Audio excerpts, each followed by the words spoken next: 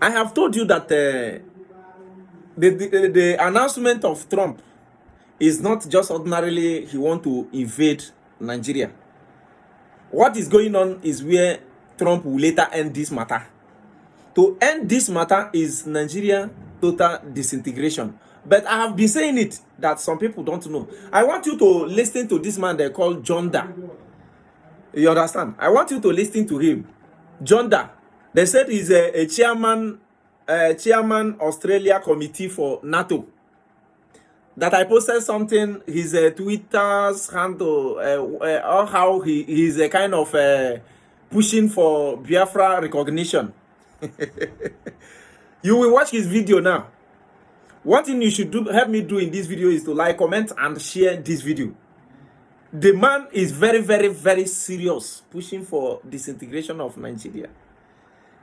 You understand? If you are on YouTube, there is where I posted some that if you are a member, you join my my YouTube membership, you will see all her Twitter's this thing about the disintegration of Nigeria. Now I have found his video. The man is very, very serious, saying that Trump should divide Nigeria. And I have told you, those who is around Trump that made him make this move this time around, they are very, very serious and they are pushing for total disintegration. For this announcement of Trump is not only, in fact, the end will let you know where they are coming from. You understand? So I want you to calm down now and listen to this man. He is very, very serious. And this man is just not an ordinary man. Omono na NATO. And sometimes you can be saying, if America is a member of NATO, forget about that, my brother. Forget about, I think, I am not sure if America is a member of NATO, US, if is a member of NATO, I don't know. But you see this man, he is very, very serious to make sure that Nigeria divide. Watch the video. Dear Christian in the whole world and dear American President, dear European Union. This is Gunter Fehlinger, Jan speaking. I'm calling here from Vienna to recognize the Republic of Biafra. Biafra in ex-Nigeria, Nigeria, to my regret, and this is a non-working state, and they have committed genocide in 1967 to 1970 against the Christians of Biafra and the people of Biafra, and now they are all well, since the last 15 years, living in a terrible conditions. They are often led for some jihadists to kill them, and there is atrocities about atrocities. And it's much better for the people of Nigeria if Biafra becomes their own state, and they can sort out then inside Nigeria the other issues, or maybe there will be other regions which are better off in this non-working state of Nigeria. So ex-Nigeria must start with Biafra, and the international community, contrary to the 1960s and 70s, must support the independence of Biafra Republic. In the 1967-90, that tragic years, the West was at its weakest. There was the Vietnam War, and tragically Nixon, who was positive for the people of Biafra, but he did very little, and I want to apologize for his failures, and I want to especially criticize and also apologize for the imperial UK and French governments who were actually supporting, due to all interests, Nigerian centralists crackdown on the poor people of Biafra. And we, as Christians, as Europeans, should absolutely stand with Biafra and support them. And that's why I call on President Trump and on the European leaders, Ursula von der Leyen, please, I beg you, I pray, recognize the Republic of Biafra. It's no need for military intervention or these things. Just do the political steps of recognition of these poor people to have their own state, to live in security, and of course then recognition goes with the ability to be recognized and also to defend yourself. It's much better than having a military intervention in Nigeria, having the Biafra Republic equipped and armed to be able to defend herself against the potential invasion from the Nigerian centralist forces of that failed state. And so here the defense comes with the recognition, and that's exactly how we should do. Biafra Republic, please my friends, I beg you, recognize it and build a strong, viable state, part of the free world. And that's what I call the Fehlinger doctrine and also the Fehlinger economics. Yeah? Build a decent state, part of the free world, no BRICS, but OECD, no kind of alignment with genocidal Russia, but alignment with America, with the European Union, with the free world. And we will have a free trade agreement, open economics, of course the flat tax, I like very much, and the currency, which Nigeria never did, to join the Euro-Pact area. This is the best policy for West Africa, and Biafra will be a proud member of the Euro-Pact area, and this will be delivering much more prosperity in the future, and we will trade and we will work together in the global partnership of NATO, and this is my call for Biafra Republic to be independent and to be part of the free world alongside Fehlinger doctrine and Fehlinger economics. And I thank you very much for your attention. Please, President Trump, please, Ursula von der Leyen, be on the side of the light, of the good people of Biafra, of the Christians of Africa, and allow them their own state to live in security and peace and prosperity. Thanks a lot from Vienna. This is Gunter Fehlinger, Jan speaking. All the best. Bye. Now, I think you have heard from that man. It is not said and say, or maybe that Twitter just a kind of now somebody do am no be. You don't hear the thing from his mouth. Now, I want you to see the people that influenced the government of America that make Trump make that announcement. I want you to calm down and watch the video. First of all, see this particular video. 2, 3. Thank you, President Trump! Yeah! You did it. Put it We love you. Control CPC. Yes. Yes. Make it happen. The best president in the whole wide world. Yes. God bless you, Trump. God bless you, Trump. Good. More to come. More to come. Yes. You don't hear them. You don't see them.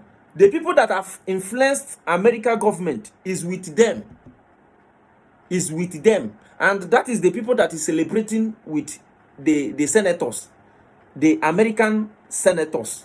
You can see them there. Be there with the senators. So when Nigeria get kewariri, unless if you are living in denial, that is only when you think that Nigeria will not divide. So I want you to watch this video again. Watch the video. Hi everyone, I hope you're doing great today. So lately I've been pushing for a peaceful national divorce in Nigeria. And a lot of people have been reaching out to me asking me, Joe, how possible is that ever going to be? How can you say peaceful when you know it will never be peaceful and all of that? And I'm asking, why shouldn't it be peaceful? Why must everything be violent? An elder statesman asked me a very interesting question earlier today. And he said to me, Joe, he called me philosopher. He said, you're a philosopher. Can you explain why what happened to Nigerians that all of a sudden we have become disconnected and detached from reality? We no longer recognize truth. And he meant it when he was asking me, and this is true. And I told him simply, it's because the forces of darkness, the colonial powers, have waged a sustained psychological warfare on Nigerians for so many years, and it's now beginning to bear fruit. People now suffer from what we call in intelligence research altered state of consciousness. Have you seen this video? I don't want this video to play long. Where Joseph Okechukwu, this man already is a friend of some of all those senators, American senators. You have heard from Joseph Okechukwu, where he said that lately he has been pushing for peaceful national divorce. So all kibulie nuche, kemara na obodo gekewariri, whether you like it or not, unless you are one of those that is telling yourselves lies. That is only when you will not believe it. So now I want you to watch another one. This one is a USB government official with the American officials, you understand, discussing the Christian genocide that is happening in zoo. Even this happened days before Trump announcement. So make it carry on for mind. The announcement of Trump might maybe whether they later invade Nigeria with military or not, the end is total disintegration. Even as Trump is saying this now, all those criminals are still buying people. So watch the video. Please don't forget to like this video, comment your mind, and tell me what you think under the comment section. In case if this is your first time coming across this channel, don't forget to subscribe and turn on your notification button. See the video. Thank you and God bless you. The ground. I have no idea. I think you've abandoned and forsaken those vulnerable people who have been slaughtered. As you said, since 2009, between 52,000 and 60,000 people. This year, they estimate 7,000 so far have been killed. And the thing that makes me the most angry is when I get the reports after hearing about the slaughters and the killings to hear that the government didn't respond. That they were notified ahead of time, that people cried out, they called the law enforcement and they said, we hear there's going to be attack, come, and they don't come.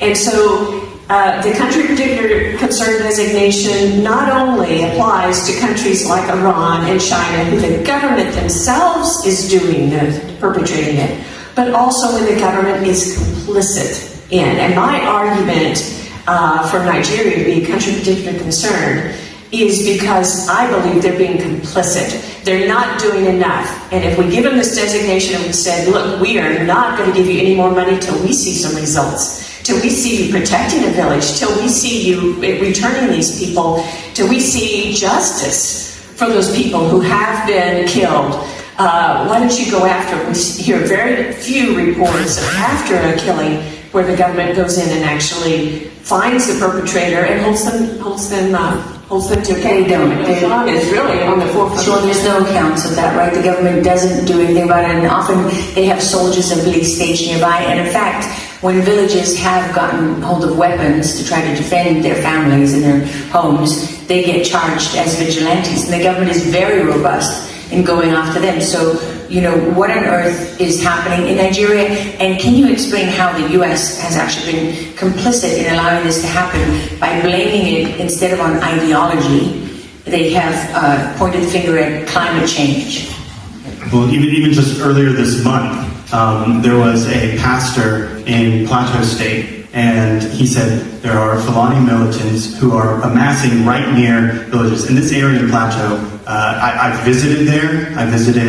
They had been attacked on Christmas Eve in 2023. I visited many villages there. One of the villages there, the first one that was attacked, 8 p.m. on Christmas Eve, they came in, they burned the pastor's home. I was speaking with the new pastor because they killed the previous pastor. They took him and his family behind the church to a single tree out there. They said, this is where we found his body. In the morning we found his head out in the field. And that's one death. 7,000 this year. Thousands before that. So this pastor who earlier this month was warning, sent a message directly to the army, said they're amassing, they're about to attack, we know what's going to happen. The army, you can go read this right now on X if you have social media, put up a statement saying that pastor was causing disunity, misinformation, and we're watching him. That evening, 13 Christians were killed in those villages. No apology, no action taken, nothing, and he's warning about it again. That happens week after week after week in Plateau State, in Benue State, in Kaduna, throughout the Northeast, throughout the Northwest, and it's shocking.